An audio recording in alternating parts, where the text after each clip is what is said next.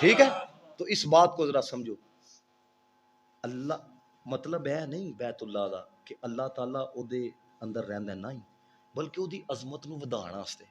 ٹھیک ہے، گل اگلی تاں سنان لگا وا، جنہیں جنہیں بوسا دیتا ہے نا اللہ آپ کو لے کے جائے سب کو. یہ حضور کی حدیث بڑی توجہ سے سنو، بڑی توجہ سے.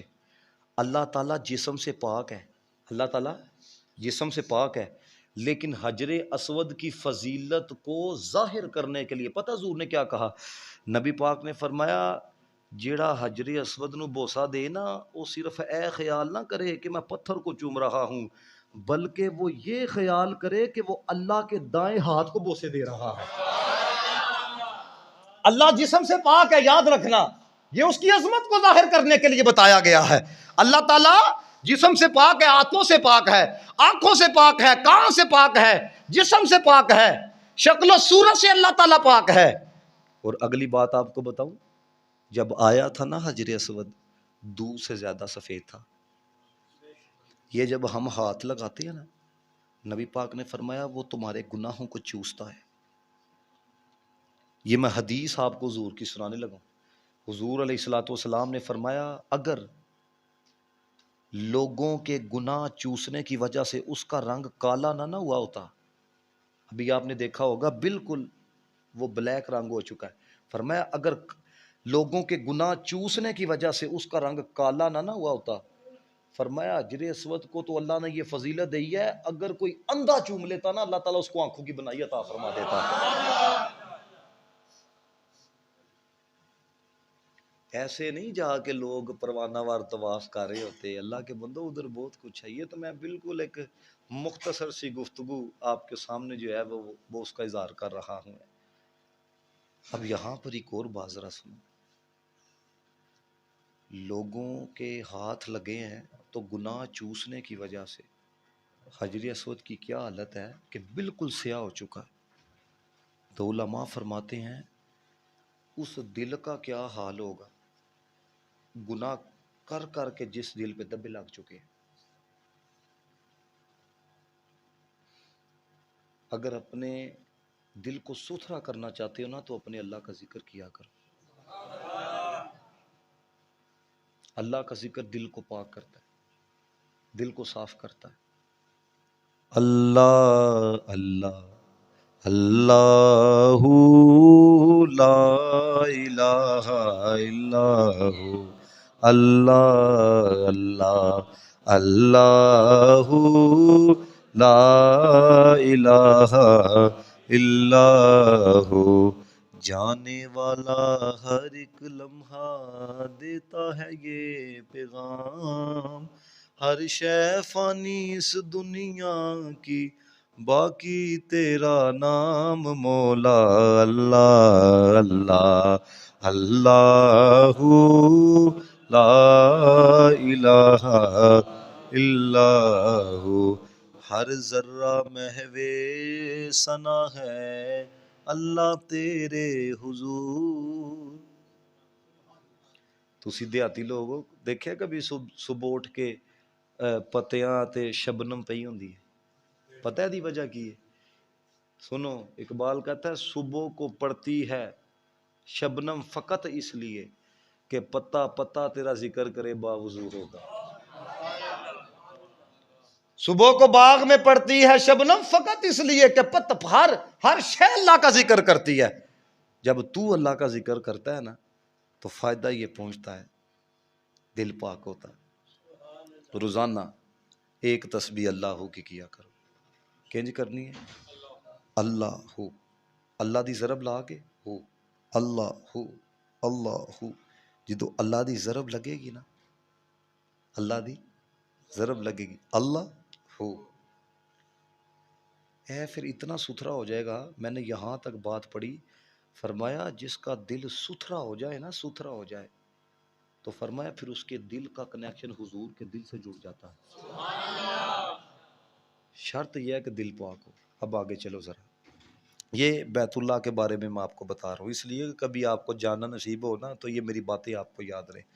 آگے اللہ تعالیٰ نے فرمایا ومن دخلہ کان آمینہ. فرمایا جو حدود حرم میں، حدود حرم میں داخل ہو گیا نا وہ امن والا ہو گیا. حدود حرم میں. اب حدود حرم جو گئے ہیں انہیں پتا ہے کہ کہاں سے، یعنی کہ بیت اللہ کے ارد گرد نا کئی کلومیٹر کا یہ فاصلہ ہے جس کو حدود حرم کہا جاتا ہے. فرمایا جو حدود حرم میں آ گیا نا وہ امن والا ہو گیا. مطلب کیا ہے؟ مطلب یہ ہے کہ اگر کوئی بندہ قتل کر کے بھی کسی انسان کا حدود حرم میں آ جائے نا، شریعت کہتی ہے کہ اس کو حدود حرم میں سزا نہیں دی جائے گی. اگر کوئی بندہ حدود اللہ کو توڑ کے حدود حرم میں آ گیا ہے نا تو حدود حرم کے اندر اس پر حد جاری نہیں ہوگی. کیوں؟ کعبے کی عزت کی وجہ سے، کعبے کی عزت کی وجہ سے، کعبے کی عظمت کی وجہ سے. یہ بات سمجھنی ہے. ادھر دیکھو ذرا سارے. بندے نے ایک بندے کو قتل کیا ہے، وہ قتل کر کے حدود حرم میں آ گیا. شریعت کہتی ہے کہ اس کو حدود حرم میں سزا نہیں دینی، سزا نہیں دینی.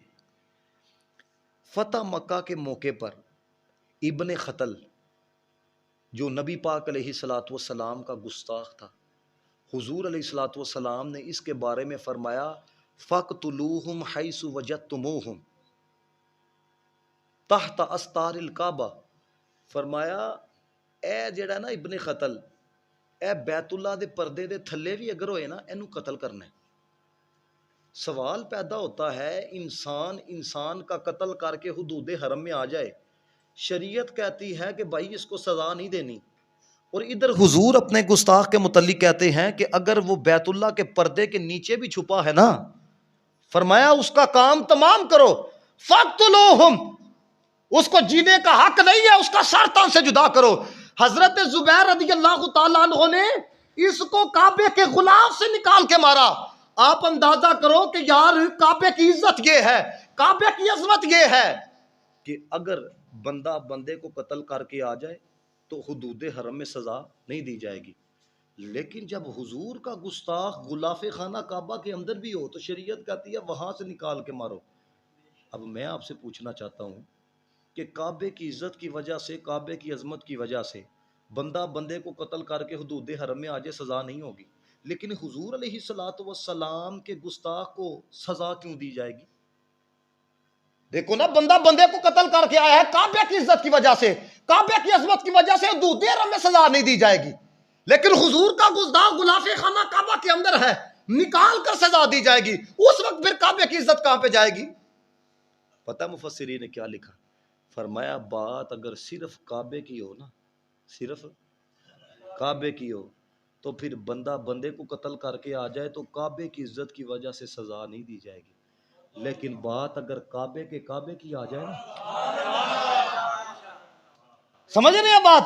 فرمایا بات اگر صرف کعبے کی ہو تو پھر حال یہ ہے کہ بندہ بندے کو قتل کر کے آ جائے تو سزا نہیں دی جائے گی، حدود حرم میں باہر آئے تو سزا دی جائے گی. لیکن فرمایا جب بات کعبے کی آ جائے پھر کعبے کی عزت کو نا کعبے کی عزت پہ قربان کر دیا جائے گا. اس لیے اعلیٰ حضرت فاضل بریلوی رحمۃ اللہ تعالی علیہ نے کہا تھا حاجیو آؤ شہنشاہ کا روزہ دیکھو،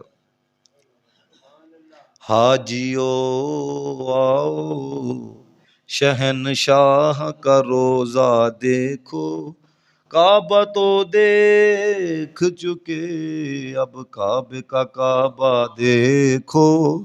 پھر اگے کی کہندے نے غور سے سن تو رضا کعبہ سے آتی ہے صدا.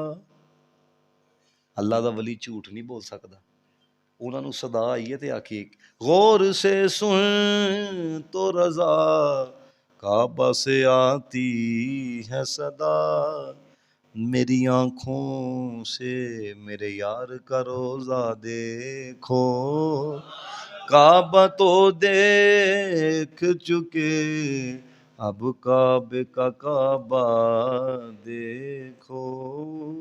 اتنی بات جس کو سمجھ میں آئی ہے نا سب آخو سبحان اللہ. یہ دیکھو آپ قرآن سن رہے ہو، اب آگے چلو. فرمایا وللہ علی الناس حج البیت، فرمایا اللہ کے لیے. کس کے لیے؟ اب یہ سمجھو تو صحیح یار، حج سے پہلے اللہ نے اپنا ذکر کیا اللہ کے لیے. مطلب یہ ہے حج تیرا لوکاں واسطے نہیں ہونا چاہیے. مطلب اس وجہ دے نال حج نہیں کہ جناب سارا علاقہ کہ حاجی صاحب نہیں. فرمایا کرنا تے ساڈے واسطے کرنا ہے، وَلِلَّهِ، اللہ کے لیے. کیونکہ جس عمل کے اندر دکھاوا آ جاتا ہے نا، یاد رکھنا وہ عمل اللہ تعالیٰ کی بارگاہ میں قبول نہیں ہوتا. امام غزالی نے بہت بڑی بات لکھی، کاش آپ سمجھے. کہتے ہیں سارے انسان مردہ ہیں، سارے انسان مردہ ہیں، زندہ وہ ہیں جو علم والے ہیں. فرمایا سارے علم والے سو رہے ہیں، بیدار وہ ہیں جو عمل والے ہیں. فرمایا سارے عمل والے گھاٹے کے اندر ہیں، فائدے میں وہ ہیں جو اخلاص والے ہیں. اگر اخلاص نہیں تو کچھ بھی نہیں ہے. تو فرمایا یہ اگلی بات آپ نے بہت بڑی لکھی، کہتے ہیں کہ جتنے بھی اخلاص والے ہیں فرمایا خطرے میں ہیں. کامیاب وہ ہیں جو تکبر سے پاک ہیں. نیکی کر کے تکبر نہیں آ رہا، بلکہ یہی کہہ رہا ہے یا اللہ تیری توفیق، یا اللہ تیری توفیق. آگے فرمایا حج البیت من استطاع، آنے جانے کا خرچہ ہے اس کے پاس، کھانے پینے کا انتظام ہے، گھر والوں کے لیے بھی ہے. تو یاد رکھنا حج زندگی میں ایک مرتبہ فرض ہے. کتنی مرتبہ؟ جس پر یہ فرض ہو چکا ہے حضور نے فرمایا جلدی کرے. کیا کرے؟ جلدی کرے. اور پتہ ہے نبی پاک نے کیا فرمایا؟ حضور نے فرمایا جو استطاعت ہونے کے باوجود حج نہ کرے یا تو یہودی ہو کے مرے گا یا نصرانی ہو کے مرے گا. یہ بہت سارے لوگوں کا یہ حال ہو چکا ہے، لاکھوں کروڑوں روپیہ ان کے پاس ہے، وہ جی بیٹی کی شادی ہو جائے تو پھر جائیں گے، وہ فلاں کام ہو جائے تو پھر جائیں گے، وہ فلاں وقت گزر جائے تو پھر جائیں گے. بھائی ہو سکتا ہے تم خود ہی گزر جاؤ. اس زندگی کا کوئی پتہ ہے؟ یہ جو سانس میری نکل رہی ہے کوئی بندہ گارنٹی دے سکتا ہے کہ یہ واپس اندر جائے گی؟ تو اس لیے یاد رکھنا یہ حضور کی حدیث سنو یار. جس طرح شعر سن کے کہندے ہو نا سبحان اللہ، اے حدیث سن کے بھی آکھو سبحان اللہ. نبی پاک نے فرمایا بندہ حج کرے تو قبول ہو جائے، فرمایا بدلہ جنت ہے. کتنی بڑی بات ہے. تو یار 14 لاکھ میں اب تو شہر میں مرلہ نہیں آتا. 14 لاکھ کا حج ہے نا، اگر بندہ اس کی رضا کے لیے خرچ کرے اور جائے جنت ملے گی. پتہ جنت کیا ہے؟ فرمایا اتنی پیاری ہے، اتنی پیاری ہے، اتنی پیاری ہے نہ کسی آنکھ نے دیکھی ہے. اتنی پیاری، کتنا کو تصور کر سکتے ہو؟ فرمایا جنت اتنی پیاری ہے نہ کسی کے ذہن میں خیال گزر سکتا ہے. کتنا کو اپنے ذہن میں آپ پیارا بنا لو گے، کسی چیز کو آپ پیارا بناؤ اتنی سونی ہونی چاہیے اتنی. فرمایا تیرا خیال جو بنے گا نا اس سے بھی پیاری ہے جنت ہے. تو اللہ کے بندو اپنے اندر جو ہے نا وہ جنت میں جانے کا جذبہ پیدا کرو. اللہ جنت عطا کر، اللہ جنت عطا کر، یا اللہ جنت عطا کر. حضور نے فرمایا جو 3 دفعہ کہتا ہے نا جنت عطا کر، جنت رب کی بارگاہ میں عرض کرتی ہے یا اللہ تیرے محبوب کا امتی جو جنت مانگ رہا ہے نا اس کو میرے میں داخل ضرور فرمانا ہے. تو اللہ کے بندو یہ اب زندگی گزار لیا ہے، کسی نے 60 کسی نے 70، اب اگلی زندگی ہے. تو سو اس لیے اپنی دعا کے اندر اللہم انی اسألک الجنہ ونعوذ بک من النار. پنجابی چ کہہ لینا ہے، اردو چ کہہ لینا ہے کہ یا اللہ جنت عطا کر تے جہنم دی اگ تو آزادی عطا فرما دے. یہ دیکھو نا بھی 2-3 دن ہوئے ہیں لوگ کہہ رہے تھے جی سردی نہیں جا رہی ہیں، ابھی 3 دن ہوئے ہیں گرمی کو تو تمہیں لگ پتا گیا ہے. تو اللہ کے بندو یہ سورج ابھی کدھر ہے؟ تو اب کی گرمی برداشت نہیں ہو رہی ہے، تو جب سورج 1.25 نیزے پہ ہوگا اس وقت لوگوں کا کیا حال ہوگا؟ یہ بھی لوگوں کی چیخیں نکلی ہیں کہ نہیں نکلی ہیں؟ تو اس وقت کیا حال ہوگا؟ اس لیے وہ اعمال کرنے کی کوشش کرو. اللہ کے میں کہتا ہوں کبھی بندہ اندازہ لگا لے نا، ہم تو دنیا دار لالچی کمینے ہو چکے ہیں. کبھی بندے کو آخرت کی فکر ہو نا وہ تو پھر ایویں نہیں مارے. بندے ہمارے جو بڑے تھے وہ پیدل ہی حج کرنے کے لیے چلے جایا کرتے تھے، کسی نے 50 حج کیے، کسی نے 100 حج کیے. پتہ نبی پاک نے کیا فرمایا؟ فرمایا جیڑا حاجی ہے نا اپنے خاندان دے 400 بندیاں دی شفاعت کرے گا. 400. کتنے؟ ایک حاجی کو اللہ نے یہ اختیار عطا کیا ہے کہ 400 کی شفاعت کرے گا. تو جی حاجی 400 دی کرے گا تو پھر مدینے والا کتنی دی کرے گا؟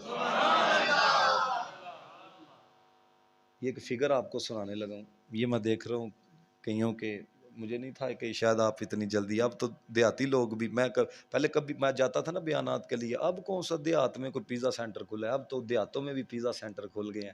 سمجھے یعنی کہ اب ترقی ہو گئی ہے، کہ جدت آ گئی ہے. تو یہ فگر سن کے نا، فگر سن کے شفاعت کی بہت سی قسمیں ہیں، لیکن ایک قسم بتانے لگا ہوں. فرمایا بغیر حساب دے، بغیر حساب کے حضور جن کو جنت میں داخل فرمائیں گے نا، بغیر حساب کے، ان کی تعداد 4 ارب 90 کروڑ ہے. اس طرح کا تسی پیار دا اظہار نہیں کیتا. 4 ارب 100 کروڑ ہوئے نا، 1 ارب 400 کروڑ ہوئے نا، تو 4 ارب ہے. فرمایا اے او لوگ نے جنہاں نو حضور بغیر حساب دے جنت چ داخل فرمان گیا.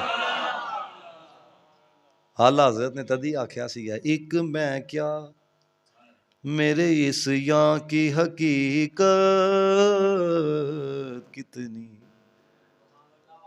ایک میں کیا میرے اس یاں کی حقیقت کتنی، مجھ سے 100 لاکھ ایک لاکھ ہوتا ہے، 100 لاکھ کتنا ہو گیا پھر؟ 1 کروڑ. مجھ سے 100 لاکھ کو کافی ہے اشارہ تیرا. یعنی حضور نے 100 لاکھ دی طرف جی اشارہ کرنا ہے نا، تے اللہ نے فرمانا ہے سونے جتوں جتوں تیرا اشارہ گزرے نا، سارے نو جنت عطا فرما چڑی ہے. تو سو اس لیے، اور آخری بات صرف آپ کے جاننے والوں میں سے کوئی نہ کوئی تو گیا ہی ہوگا، گیا نا. اج جا کے کام میں کرنا ہے، روزانہ دی بنیاد تے نا ایک میسیج انہاں نو چھڑ دینا کہ میں تے 2 بندے کر لے نے، 2 دفعہ انہاں نو میں کہہ چھڑیا، انہاں نو کہنا ہے ساڈے واسطے دعائے مغفرت کرو. کی کہنا ہے؟ پتہ کیوں تانوں کہنا پیا؟ نبی پاک نے فرمایا اللہ تعالی حاجی دی بھی مغفرت فرما چھڑدا ہے، حاجی جدے واسطے دعا کرے اللہ اودی بھی مغفرت فرما چھڑدا ہے.